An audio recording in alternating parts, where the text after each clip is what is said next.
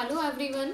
तो आज की क्लास में हम शुरू करने वाले हैं एक नई यूनिट जेनेटिक्स एंड इवोल्यूशन के बारे में हम बात करेंगे। इस यूनिट में जेनेटिक्स एंड इवोल्यूशन में आपके मेनली 3 चैप्टर हैं, जिसका आज फर्स्ट चैप्टर नंबर 5 और according to this unit first chapter हम शुरू कर रहे हैं, that is principle of inheritance and variation.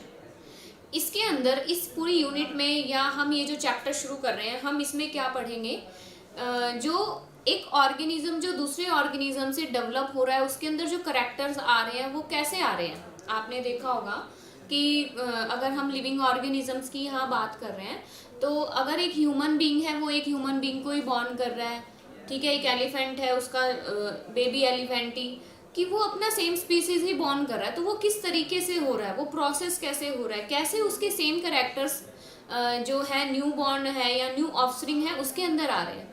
तो हम उसके रिलेटेड इस चैप्टर के अंदर बात करेंगे। तो हमारे चैप्टर का नाम है principal of inheritance and variations. सबसे पहले हम इन टर्म्स का मतलब समझते हैं कि ये जो इनहेरिटेंस वर्ड यहाँ पे है, इनहेरिटेंस, इसी का ही एक वर्ड और भी है, इसे आप क्या कहते हैं, हेरिडिटी। हेरिडिटी दोनों का मतलब क्या है, सेम ही है। देखो क्या होता है, इनहेरिटेंस क्या है, जो पेरेंट्स हैं, ठीक है, माता पिता के जो करेक्टर्स हैं, उनके जो पेरेंट्स के जो करेक्टर्स हैं वो उनसे उनके प्रोजनी के अंदर आना, ठीक है, ये क्या है, ट्रांसमिशन है। क्या है ये, ट्रांसमिशन है। किसका, कैरेक्टर्स का। किसका, कैरेक्टर्स का। ट्रांसमिशन ऑफ कैरेक्टर्स फ्रॉम किससे, पेरेंट्स टू देयर प्रोजनी, ठीक है। पेरेंट्स से उनके चिल्ड्रंस के अंदर जो न्यू ऑफस्प्रिंग आ रहे हैं, प्रोजनी के अंदर उन कैरेक्टर्स का आना क्या कहलाता है, इनहेरिटेंस, या आप कह सकते हो हेरिडिटी, ठीक है भाई। अभी चलो आप अपने से ही एग्जाम्पल ले लो। अगर आप देखोगे तो आपके जो करेक्टर्स हैं वो कैसे हैं, कुछ आपके मदर से रिलेटेड होंगे, कुछ आपके फादर से रिलेटेड होंगे, बिल्कुल सेम होते हैं कुछ करेक्टर्स, कुछ हैबिट्स जो हैं आपकी बिल्कुल मिलती जुलती होती हैं, ठीक है। तो उसे हम क्या कहते हैं, इनहेरिटेंस कहते हैं। पेरेंट्स से प्रोजनी के अंदर उनके करेक्टर्स का ट्रांसफर होना, ठीक है, उसे हम क्या कहते हैं, इनहेरिटेंस एंड हेरिडिटी। होता किसके बेस पे है, जो जीन्स प्रेजेंट होते हैं, जीन्स कहाँ, जो क्रोमोसोम्स प्रेजेंट हैं, वो जो क्रोमोसोम जब ट्रांसफर हो रहे हैं उनसे ये कैरेक्टर्स क्या है, प्रोजनी के अंदर आते हैं, ठीक है। दूसरी टर्म हमारे पास आती है यहाँ पे वेरिएशन। वेरिएशन, वेरिएशन का मतलब क्या होता है, विभिन्नता, ठीक है, कि उनके जो प्रोजनी है, उनके जो कैरेक्टर्स हैं वो एक दूसरे से कुछ अलग होते हैं। या आप देख सकते हैं अपने सिबलिंग्स को कि कुछ आदतें तो आपकी सेम होती है लेकिन कुछ क्या होती है, डिफर होती हैं, अलग अलग होती हैं, तो उसे हम क्या कहते हैं यहाँ पे, वेरिएशन, विभिन्नता जो आती है, जो आप थोड़ा सा अलग दिखते हो किसी दूसरे से, ठीक है, उसे हम क्या कहते हैं यहाँ पे, वेरिएशन। तो ये तो हो गया हमारा चैप्टर का नाम, ठीक है, क्या है, principal of inheritance and variation. कि यहाँ पे हम कुछ प्रिंसिपल्स की बात करेंगे, कुछ रूल्स की बात करेंगे, कुछ प्रोसेसेस की बात करेंगे कि कैसे ये जो कैरेक्टर्स हैं एक जनरेशन से दूसरी जनरेशन के अंदर पास होते हैं, ठीक है। उसके बाद आपकी ये जो यूनिट है जेनेटिक्स, क्या है ये, जेनेटिक्स एंड इवोल्यूशन, ठीक है। जेनेटिक्स का मतलब यहाँ क्या है, ये क्या है, एक बायोलॉजी की ही ब्रांच है, ठीक है। It is the branch of biology which deals with the collectively study of inheritance and variation. कि ये ऐसी ब्रांच है बायोलॉजी की जिसके अंदर हम स्टडी करते हैं किसको, इनहेरिटेंस और वेरिएशन की स्टडी करते हैं कि कैसे जो जीन्स हैं, कैसे जो करेक्टर्स हैं वो पास हो रहे हैं, कैसे वहाँ पे डिफरेंट करेक्टर्स हमें नजर आ रहे हैं, ठीक है। तो इसके अंदर हम किसकी बात करते हैं, हेरिडिटी और वेरिएशन की बात करते हैं। हेरिडिटी और इनहेरिटेंस आपका एक ही वर्ड है, ठीक है। तो जेनेटिक्स क्या है? It is the branch of biology which deals with the collectively study of inheritance and variation. इन दोनों की स्टडी जिसके अंदर की जाती है उसे हम क्या कहते हैं? जेनेटिक्स कहते हैं। और जो मेन एक जो नेम यहाँ पे हमारे सामने आता है रिगार्डिंग टू जेनेटिक्स, जिस साइंटिस्ट का नेम आता है वो कौन है? ग्रेगर मेंडल, ठीक है, या जॉर्ज मेंडल भी बोला जाता है। ये वो साइंटिस्ट है जिन्हें जाना जाता है फादर ऑफ जेनेटिक्स के नाम से। इन्हें क्या कहा जाता है?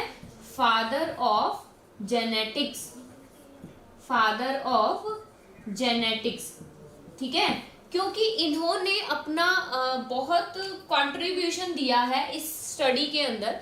उन्होंने बहुत सारे एक्सपेरिमेंट किए हैं, ठीक है, और अपना रिजल्ट लेके आए हैं। तो उन्होंने बहुत ज़्यादा स्टडी की है किसके ऊपर? जेनेटिक्स, बहुत सारे एक्सपेरिमेंट किए हैं, इसीलिए उन्हें क्या कहा गया? फादर ऑफ जेनेटिक्स कहा गया, ठीक है। तो यहाँ पे जेनेटिक्स की बात हो गई। अब हम कहते हैं कि ये जो कैरेक्टर्स हैं कैसे जा रहे हैं, जो सबसे जो छोटी जो यूनिट है उसकी हम बात करते हैं। तो ये जो कैरेक्टर्स हैं वो कैसे पास होते हैं? With the help of genes, ठीक है, किसकी हेल्प से पास हो रहे हैं? एक जनरेशन से दूसरे जनरेशन में with the help of gene. तो यहाँ पे इस चैप्टर को शुरू करने से पहले हम कुछ टर्म्स की बात करेंगे यहाँ पे, जो कि आपको आगे पूरे चैप्टर में पढ़नी होंगी, यूज करनी होंगी। तो सबसे पहले हम उन टर्म्स की बात करते हैं। सबसे पहले हमारे पास आता है जीन। जीन क्या होता है? ये क्या है? एक बेसिक, जीन क्या है? बेसिक फंक्शनल, क्या है? एक basic functional and sorry physical unit है किसकी? हेरिडिटी की या इनहेरिटेंस की, ठीक है, यूनिट ऑफ इनहेरिटेंस। जीन क्या है? एक बेसिक और सबसे छोटी जो यूनिट है वो क्या है? जीन है, जो कि क्या कर रहा है? ये जो जीन है इन्हीं की ही हेल्प से क्या हो रहा है? इनहेरिटेंस का प्रोसेस हो रहा है, ठीक है। इनहेरिटेंस अभी हमने पढ़ा, जो करेक्टर ट्रांसफर हो रहे हैं from parents to their offspring, वो किसकी हेल्प से हो रहा है? जीन्स की हेल्प से। तो जीन्स क्या है? यहाँ पे सबसे बेसिक और फंक्शनल यूनिट है। जैसे हम बात करते हैं हमारी बॉडी की स्ट्रक्चरल एंड फंक्शनल यूनिट क्या है? सेल है, सेल से ही मिलके टिश्यू बने, टिश्यू से मिलके ऑर्गन बने और ऑर्गन से पूरा ऑर्गन सिस्टम बन गया। तो हमारी पूरी बॉडी, तो सेल क्या है? हमारी सबसे बेसिक यूनिट है। तो इसी तरीके से इनहेरिटेंस प्रोसेस के अंदर जो जीन है वो क्या है? सबसे बेसिक एंड फंक्शनल यूनिट है, ठीक है।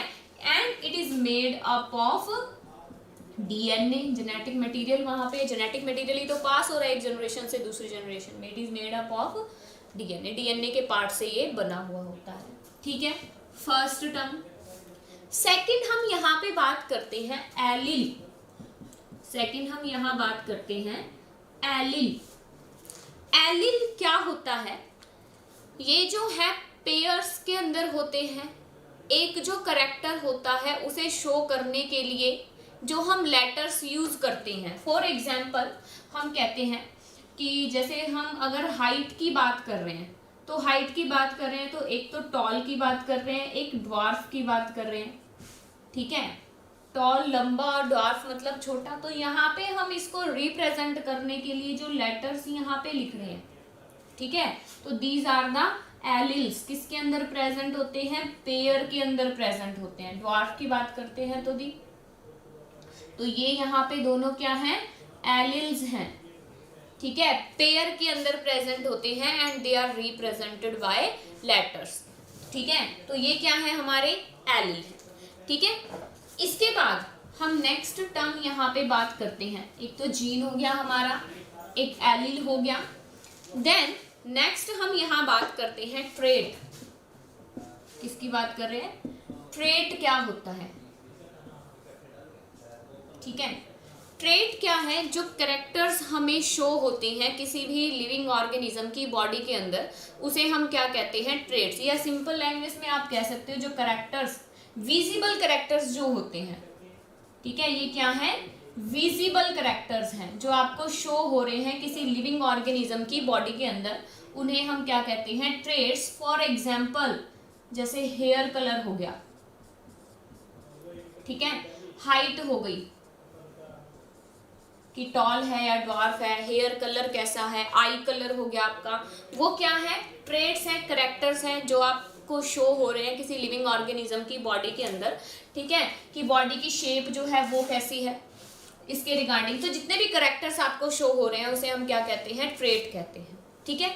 नेक्स्ट हम यहाँ पे बात करते हैं डोमिनेंट जीन, डोमिनेंट जीन, ठीक है, डोमिनेंट जीन कह दो, या फिर अगर हम अलग से डोमिनेंट की बात करते हैं तो ऐसे gene, the gene which express themselves, जो कि अपने आप को एक्सप्रेस कर पाते हैं, even in the presence of an alternative gene, ठीक है, उसके साथ कोई भी जीन प्रेजेंट हो लेकिन वो क्या कर रहे हैं, अपने कैरेक्टर्स को शो कर रहे हैं, उन्हें हम क्या कहते हैं, डोमिनेंट जीन कहते हैं, ठीक है। इसके अपोजिट एक टर्म और आएगी आपकी, that is recessive, that is recessive gene. Recessive gene जो कि एक डोमिनेंट जीन की प्रेजेंस में अपने कैरेक्टर्स को शो नहीं कर पाता, उन्हें हम क्या कहते हैं, रिसेसिव जीन कहते हैं। वो सिर्फ कब शो करेगा, जब वहां पे कौन सी कंडीशन में, रिसेसिव कंडीशन में ही जीन प्रेजेंट होगा। फॉर एग्जाम्पल हम इसे क्या कहते हैं, टॉल कहते हैं, लेकिन अगर ये कंडीशन है तो आप ड्वार्फ कहते हैं, लेकिन अगर ये कंडीशन है तो यहाँ पे क्या है, ये डोमिनेंट है ओवर इट, तो हम इसे क्या बोलेंगे, डोमिनेंट कैरेक्टर बोलेंगे, और यहाँ पे जो आएगा कैरेक्टर वो कैसा आएगा, टॉल आएगा। तो डोमिनेंट जो कि अपने एक्सप्रेस कर पाते हैं खुद को, उन्हें हम क्या कहते हैं, डोमिनेंट कहते हैं।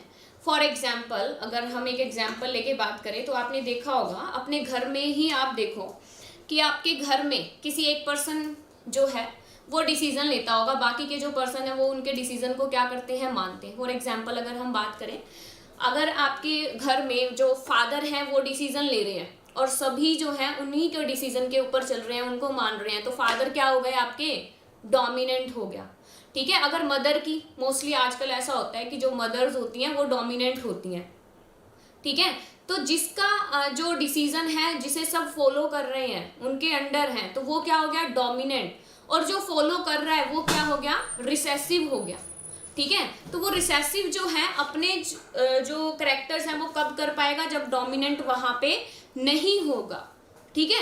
तो इस तरीके से यहाँ पे वही मतलब है डोमिनेंट एंड रिसेसिव का। डोमिनेंट ऐसे जीन्स जो कि सिर्फ अपने आप को एक्सप्रेस कर पाते हैं even in the presence of an alternative gene, and recessive gene it is the gene which express themselves only in the presence of an recessive gene। उसके साथ अगर कोई रिसेसिव ही प्रेजेंट होगा तो ही वो अपने आप को एक्सप्रेस कर पाएगा, ठीक है। तो ये क्या हो गया आपका, डोमिनेंट एंड रिसेसिव, ठीक है।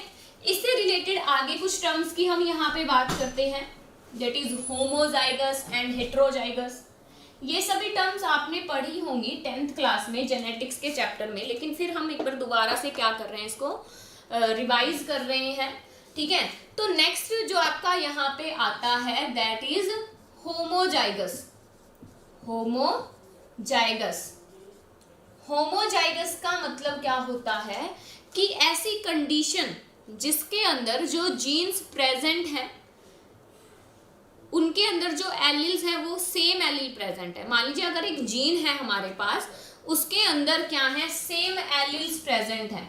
हमने कहा कि हमारे पास एक जीन प्रेजेंट है टॉलनेस का, ठीक है, टॉलनेस का एक जीन प्रेजेंट है, ये जीन हो गया आपका।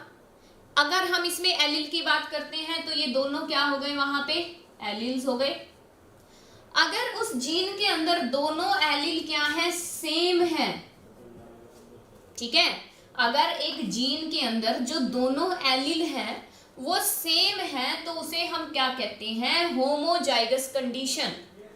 ठीक है, फॉर एग्जाम्पल आप इसे भी होमोजाइगस कह सकते हो, क्योंकि यहाँ पे ये जो दोनों एलिल्स हैं वो क्या है, सेम है।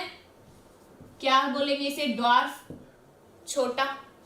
ठीक है, तो ऐसी कंडीशन जिसमें एक जीन के अंदर दोनों ही एलील क्या हो, सेम हो, उसे हम क्या कहते हैं, होमोजाइगस कंडीशन। एंड नेक्स्ट इसके अपोजिट आती है, that is heterozygous. That is heterozygous condition. Hetero का मतलब क्या होता है, डिफरेंट, और होमो का मतलब क्या होता है, सेम। ठीक है, तो हेट्रो ऐसी कंडीशन जीन की जिसके अंदर ये जो दोनों एलील हो वो क्या हो, डिफरेंट हो, तो उसे हम क्या बोलते हैं, हेट्रोजाइगस। फॉर एग्जाम्पल अगर हम यहां बात करते हैं, ये क्या होगा, ये जो दोनों ही एलील हैं वो क्या है, डिफरेंट है। एक कैपिटल टी है, एक स्मॉल टी है, तो दोनों एलील क्या हो गए, यहाँ पे डिफरेंट हो गए, तो इसे हम क्या बोलेंगे, हेट्रोजाइगस कंडीशन कहलाएगा। तो ये भी टॉल ही, ये टॉल क्यों कहला रहा है, क्योंकि ये जो कैपिटल टी है ये क्या है, डोमिनेंट है इस टी के, ये अपने करेक्टर शो कर पा रहा है, इसलिए हम उसको क्या बोल रहे हैं, टॉल बोल रहे हैं। लेकिन एलिल्स क्या है, डिफरेंट है, अलग अलग है, तो हम उसे क्या बोल रहे हैं, हेट्रोजाइगस कंडीशन बोल रहे हैं। ठीक है, तो दोनों कंडीशन क्लियर है, होमोजाइगस एंड हेट्रोजाइगस। होमो का मतलब सेम एंड हेट्रो का मतलब डिफरेंट, जिसमें एलील्स जो है वो क्या हो, डिफरेंट हो, this is known as heterozygous condition. चलिए नेक्स्ट टर्म पे हम चलते हैं। नेक्स्ट जो टर्म है जो आपकी यूज होने वाली आगे, that is genotype. Genotypic ratio जब आपको लिखना होगा, ठीक है, तो नेक्स्ट जो टर्म है हमारी, दैट इज जीनोटाइप। ठीक है, जीनोटाइप क्या है, ये एक डिस्क्रिप्शन होता है जीन का किसी भी लिविंग ऑर्गेनिज्म के अंदर। ठीक है, it is the description of gene present in an organism, उसे हम क्या कहते हैं, जीनोटाइप कहते हैं। And it is always right in letters, किस तरीके से, जो आप ये कंडीशन लिखोगे। ठीक है, जब हम आगे क्रॉस करेंगे तो हमारे पास कुछ इस तरीके की कंडीशंस आएंगी। ठीक है, तो ये क्या होता है, हमारा जीनोटाइप होता है, डिस्क्रिप्शन जब दिया जाता है किसी भी जीन का। ठीक है, टॉल है, ड्वार्फ है। इसी के अपोजिट क्या है आपका, फिनोटाइप। फिनोटाइप क्या होता है, ऐसे करेक्टर्स, ठीक है ना, which are visible in an organism, जो हम देख के बता सकते हैं कि वो जो पर्सन है वो टॉल है, या वो पर्सन है वो क्या है, ड्वार्फ है। ठीक है, तो जो विजिबल कैरेक्टर्स होते हैं उन्हें हम क्या कहते हैं, फिनोटाइप कहते हैं। ठीक है, जब हम आगे क्रॉस करेंगे तो उसके अंदर आपका लिखा जाएगा genotypic ratio and phenotypic ratio.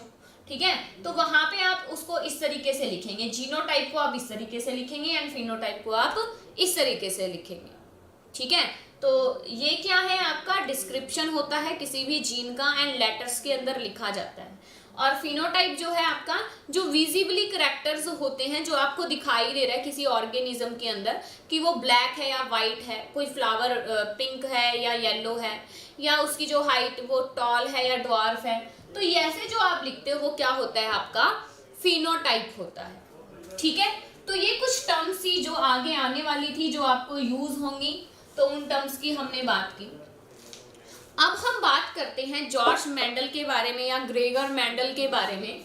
ठीक है, जॉर्ज मेंडल के बारे में हम यहाँ बात करेंगे। ठीक है, इन्हें फादर ऑफ जेनेटिक्स बोला जाता है क्योंकि इन्होंने अपना कंट्रीब्यूशन दिया है जेनेटिक्स में, बहुत सारे क्या है, इन्होंने एक्सपेरिमेंट्स किए हैं। ठीक है, तो ये क्या थे, ये फर्स्ट साइंटिस्ट थे, ही was the first scientist. George Mendel जो थे वो फर्स्ट साइंटिस्ट थे who makes a systematically study of inheritance and variation, जिसने स्टडी की थी जेनेटिक्स के ऊपर, इनहेरिटेंस एंड वेरिएशन के ऊपर, और एक सिस्टम के अकॉर्डिंग उन्होंने सारी चीज़ों को क्या किया था, डिस्क्राइब किया था। ठीक है, he was the first scientist to makes a systematically study of inheritance, जिन्होंने इसके बारे में बताया था सबसे पहले कि कैसे जो जीन्स हैं वो ट्रांसफर हो रहे हैं, कि जो नया ऑफस्प्रिंग है वो अपने पेरेंट्स के सिमिलर क्यों है। ठीक है, तो ये क्या थे, हमारे फर्स्ट साइंटिस्ट थे। दूसरा, ही चूज पी प्लांट। ठीक है, उन्होंने जो है अपने एक्सपेरिमेंट्स के लिए पी प्लांट को चुना, मटर का जो पौधा होता है। ठीक है, पी प्लांट को उन्होंने चुना। ठीक है, तो यहाँ पे अब ये क्वेश्चन अराइज होता है कि उन्होंने सिर्फ पी प्लांट को ही क्यों चुना, ऐसे क्या उसकी क्वालिटीज थी कि उन्होंने सिर्फ पी प्लांट को ही चुना, किसी दूसरे प्लांट को नहीं चुना। तो उसके भी यहाँ पे कुछ रीजन है, तो उस रीजंस की हम यहाँ बात करते हैं। ठीक है, कि उन्होंने पी प्लांट को क्यों चुना, उसके क्या रीजन थे। तो सबसे पहला रीजन यहाँ पे आता है कि डिफरेंट ट्रेड्स का प्रेजेंट होना। डिफरेंट ट्रेड्स जो थे वो प्रेजेंट थे किसमें, इन पी प्लांट में। जो पी का जो प्लांट था उसके अंदर डिफरेंट डिफरेंट ट्रेड्स। अब देखो यहाँ पे टर्म आ गई ट्रेड्स, आपको पता है अभी हमने पढ़ा है कि ट्रेड्स क्या होते हैं। ठीक है, कैरेक्टर्स होते हैं जो विजिबल है। तो डिफरेंट कैरेक्टर्स कौन कौन से प्रेजेंट थे एक पी के प्लांट के अंदर, बहुत सारे डिफरेंट डिफरेंट अलग अलग, लाइक आपका सीड की शेप वहां पे प्रेजेंट थी। सीड की शेप की अगर हम बात करते हैं तो वहां पे दो शेप थी, एक था राउंड और एक था रिंकल्ड। ठीक है, सीड का जो कलर वहां पे था, ठीक है, येलो और वाइट था। इसके अलावा पॉड कलर, ठीक है, कि जो पूरा मटर होता है उसका जो बाहर का जो पॉड कवर जो प्रेजेंट होता है। तीसरा, पॉड की शेप कैसी है। ठीक है, फिर इसके बाद फ्लावर कलर, फ्लावर के भी दो कलर वहां पे प्रेजेंट थे, येलो एंड वाइट। तो यहाँ पे क्या था, ये अलग अलग कैरेक्टर्स का प्रेजेंट होना, डिफरेंट डिफरेंट ट्रेड्स का प्रेजेंट होना, कि भाई अगर वो पर्सन उस पर एक्सपेरिमेंट कर रहा है तो उसके पास वेरिएबिलिटी है, बहुत सारे ट्रेड्स हैं, वो किसी के ऊपर भी एक्सपेरिमेंट आसानी से कर सकता है। ठीक है, तो यहाँ पे एक पहला रीजन तो ये था कि डिफरेंट ट्रेड्स का प्रेजेंट होना। ठीक है, कि अलग अलग कैरेक्टर्स का वहां पे प्रेजेंट होना। और एक मेन कैरेक्टर आपका था प्लांट की हाइट, जिसको हम बहुत ज्यादा यूज करेंगे आगे जाके। ठीक है, प्लांट की हाइट, कि वो टॉल है या ड्वार्फ। ठीक है, पहला रीजन तो ये हो गया हमारा। दूसरा रीजन वहां पे क्या था, दूसरा रीजन हमारा क्या था, वो जो लाइफ स्पैन है, life span is short. P plant का जो लाइफ स्पैन है, मतलब जो उसका जो जीवन काल है, उसकी जो अवधि है वो बहुत ही क्या है, कम। अगर उसका लाइफ स्पैन कम है तो वो रिजल्ट क्या देगा, हमें जल्दी देगा। अगर लाइफ स्पैन बड़ा होगा तो रिजल्ट बहुत टाइम बाद आएगा, और फिर कैसे एक्सपेरिमेंट होंगे। ठीक है, तो एक मेन रीजन उसका क्या था कि वो जो पी प्लांट था उसका जो लाइफ स्पैन है वो शॉर्ट था, तो उसको इजीली और थोड़े टाइम में जल्दी ही उसको क्या मिल रहे थे, अपने रिजल्ट मिल रहे थे, उसको ज्यादा वेट नहीं करना पड़ रहा था। ठीक है, तो लाइफ स्पैन वहां पे क्या था, शॉर्ट था। तीसरा, उसके अंदर पी प्लांट के अंदर ऐसी क्या क्वालिटी थी, क्या करेक्टर था, कि वो एक ऐसा प्लांट है जिसमें सेल्फ एंड क्रॉस दोनों ही टाइप के पॉलिनेशन हो सकते हैं। ठीक है, कि भाई पी प्लांट क्या था जिसमें सेल्फ एंड क्रॉस दोनों पॉलिनेशन एक ही प्लांट के अंदर हो रहे थे। ठीक है, अगर किसी और प्लांट को चूज करता तो हो सकता कि वो भाई उसमें सिर्फ सेल्फ ही होता हो, तो क्रॉस के लिए उसे दूसरा चूज करना पड़ेगा, या हो सकता है उसमें क्रॉस हो तो उसको दूसरा चूज करना पड़ेगा सेल्फ के लिए। तो ये ऐसा प्लांट था जिसमें सेल्फ एंड क्रॉस पॉलिनेशन दोनों ही हो रहे थे। ठीक है, तो इसके अलावा वहां पे जो था लाइफ टाइम छोटा होने के कारण जो रिजल्ट थे वो बहुत जल्दी आ रहे थे। ठीक है, तो ये कुछ रीजन थे कि उसने क्या किया, पी प्लांट को चूज किया। ठीक है, कि उसे पी प्लांट के अंदर क्या थी, ये क्वालिटीज मिली, इसीलिए उसने क्या किया, उस पी प्लांट मटर के पौधे को चुना। ठीक है, दूसरा, उसको सक्सेस बहुत जल्दी मिल रही थी। क्यों मिल रही थी, क्योंकि ये सारे कैरेक्टरिस्टिक्स प्रेजेंट होने के कारण उसका जो रिजल्ट था वो जल्दी आ रहा था।